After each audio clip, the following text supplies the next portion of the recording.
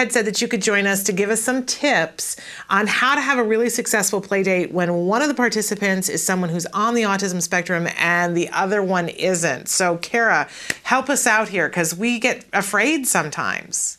Sure, because one of the hallmark things with kids with autism is that they may lack social skills first, and then play doesn't come naturally to them.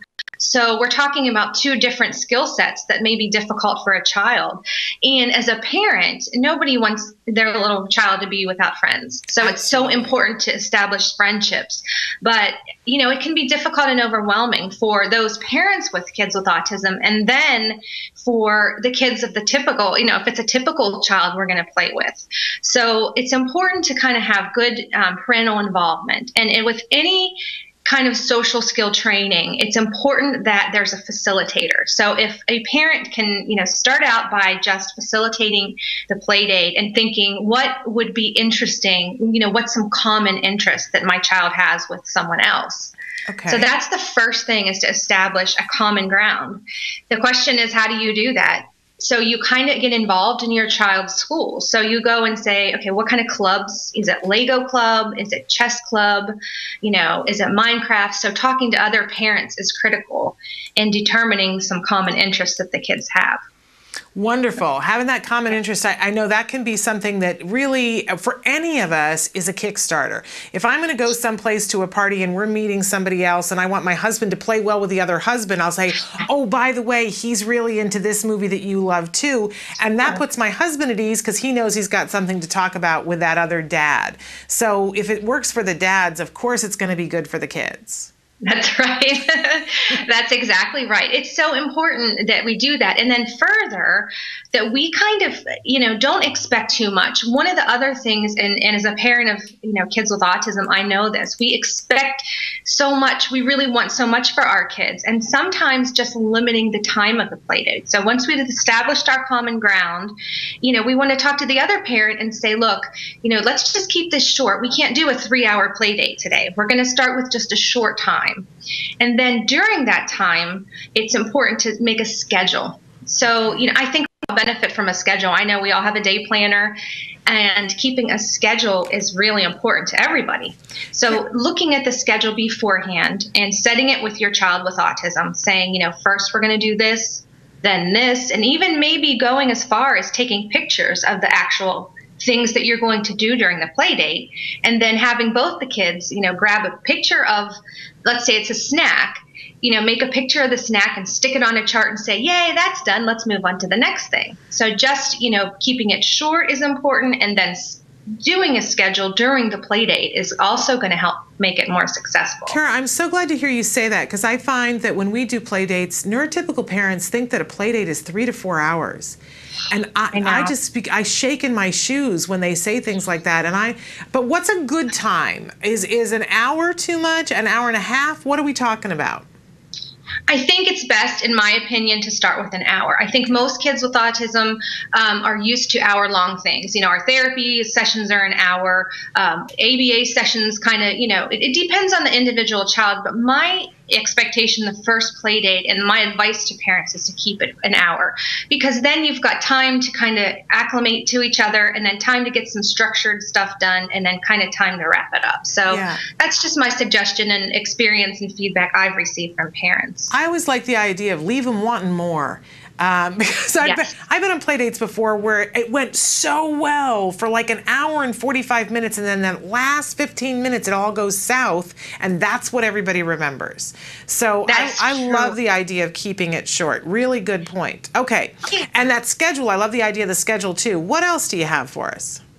Well, the other thing is, again, there's no such thing as the perfect play date. So you want to kind of lower, I don't want to say lower expectations, but, talk to the other parent and say, look, this is going to be fun. We've never, had our kids together except for a school setting or except for an extracurricular setting. So let's just kind of, realize that this may be bumpy, but it's okay if it's bumpy, and it doesn't have to be perfect. I think a lot of us want a perfect play date. So kind of talking with the other parent and saying, this may or may not happen. Understand that my child has sensory processing issues and may freak out if your child comes in and grabs my kid for a hug. So kind of letting the other parent know that there may be some bumpy times and that it's okay, and that if there's a tantrum, we'll work through it. Just again, communication between the players and between the parents is always really good. Even if they're teenagers, it's important, because we want to know, again, what to expect and what the weaknesses are of each child. And not just kids with autism, but other children have weaknesses as well. So a play date may be more successful, of course, if we can talk about our children's strengths and weaknesses to the other parent. I love that advice, Kara. I think a lot of times parents get all squeamish about having that open conversation with the other parent. They're afraid of how the other parent's going to react. But I don't know. One of the things I've learned over the years is if I get a parent who gets all freaked out about the fact that my child has a diagnosis, they weren't going to be the good play date anyway. Right. Absolutely. So, it's always in a society. Yeah, I think we don't like to talk about our weaknesses. And I think because autism is becoming more common, we're open more and more each time to talk about it, and speaking then of weaknesses of our kids. So that is important to talk about limitations. Great. And so what else? Well, the other thing is that remembering that these parents, when you schedule these play dates, we may have to reschedule them 2 or 3 times, because a lot of times kids with autism have a billion appointments, right? So we take them to the doctor for tummy issues, speech and OT, and sometimes it's just not a good or bad day. So, we need to, again, remember to tell the parent when we're scheduling these things that we need to be flexible, on scheduling. And it's okay if we cancel the play date this day. It doesn't mean that we don't want to eventually do it. It just means that it's not a good day. Okay. So that's another important thing. It's just, again, being flexible on the times. Okay. Practice playing is one of the biggest things that I wanted to talk to you about, Shannon, because, our kids have weaknesses in social skills and then in play skills. So when we actually practice playing, or, it's important, because then the child doesn't have unnecessary anxiety. So maybe among siblings or among the parent and the child, even the parent and the teenager, just practice playing games together and practice the play date in itself. So then when you've made that schedule, go ahead and rehearse that schedule maybe 3 or 4 times together before the play date happens. I love that. I don't know why. Everything good that happens in life, we rehearse. And so why we think that our kids can do things without rehearsal, it's a little bit of a crazy thing that we do that. So do the rehearsal. And when you do the rehearsal, you make sure that you reward the kid for doing the things, I assume, when you're doing that, so that they know that it's going to be all good when it happens. Wonderful. All right, I've lost count, so I don't know which number you're on, but go ahead. Do you have more? I do. I have a few more things. Okay. Of course, we talked about the shared interests. And, again, it's important that we all play together with stuff that we're kind of good at. So you don't want to set your child up for failure and let you want to just say, this is what, my son is good at. Let's say it's chess or Minecraft. And then establish that, in a different theme. So let's just say it's Minecraft that the children have mutually, in common, like you said, your husband with the movies. Maybe then have a snack revolving around Minecraft. So maybe if you're going to do a snack, have it maybe them create little Minecraft things out of, let's just say, Jell-O, and then put a little face on it for the zombies or whatever you're going to do. So kind of keeping a theme that keeps the interest up is important too. I love this because it makes it fun for the mommies too. And Pinterest has all kinds of things to help with that. We had a Minecraft birthday party a couple of years ago, and the things you can do with food to make it look like Minecraft, it's crazy town what you can do. Love that. I know. So much fun. Okay, so keep a theme.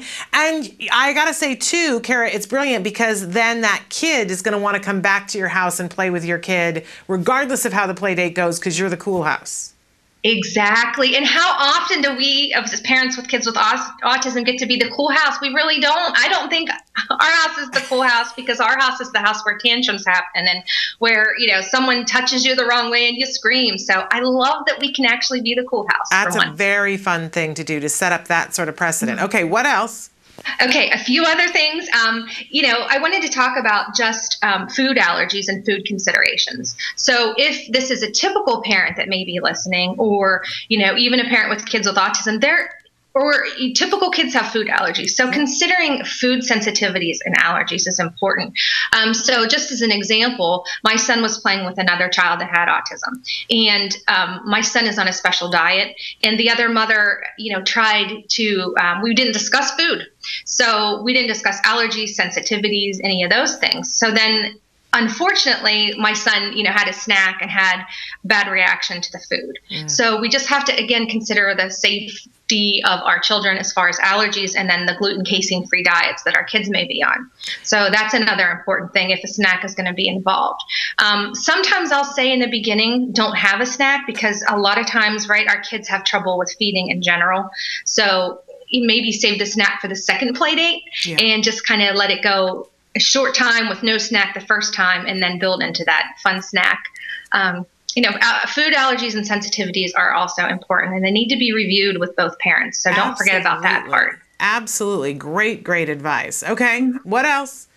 Okay, I think that's pretty much all I have. Besides, I really want to make sure that I really want to make sure though that I would kind of review that even in our social exchanges and greetings, a lot of our kids, we think know what to do, but remember that you're going to practice the greetings and conversation skills. And I know this is something that ABA works on, that speech pathology and sometimes OTs work on. But when the child comes in the door, how do we greet a friend? And just rehearsing that over and over days before the play date. So not just rehearsing the play skills, but then further rehearsing the social and communication skills needed. And of course, turn taking is huge. And I know a lot of our kids don't like to take turns. It's hard. I don't like to take turns, but just remembering those little pieces that are successful in being a good friend.